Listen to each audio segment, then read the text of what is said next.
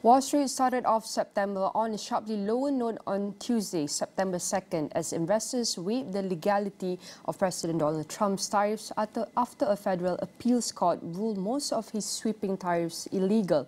The S&P 500 lost 44.72 points or 0.69% to end at 6,415.54 points, while the Nasdaq Composite lost 175.92 points or 0.82% to 20,279.63. The Dow Jones Industrial Average fell 249.07 points or 0.55% to 45,295.81.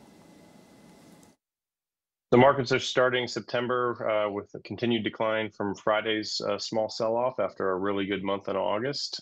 We got some news that courts have said that the tariffs of the Trump administration may not be legal, or from their perspective are not legal. And so now something that we thought was kind of settled isn't maybe as settled as we had expected. And thereby we're getting a little bit of market turmoil. Earnings are kind of behind us at this point. Last week was big earnings, kind of the final large earnings week.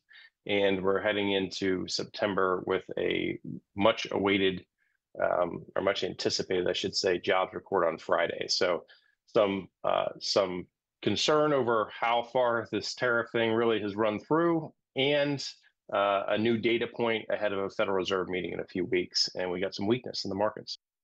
With the tariff uncertainty kind of creeping back up and to a level that we haven't seen since they were first announced back in April, unsurprisingly, you're getting the long bond breaking out to the upside. So the 30-year bond is back up near around 5%.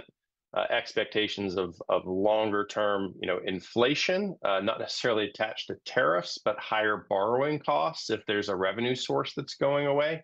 So you're getting a steepening effect of the yield curve right now.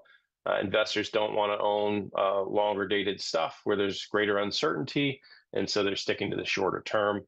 And there's probably going to be a little bit of buying there, pushing yields down anyway, because we're expecting a rate cut at the end of the month. So there's probably some front loading happening there.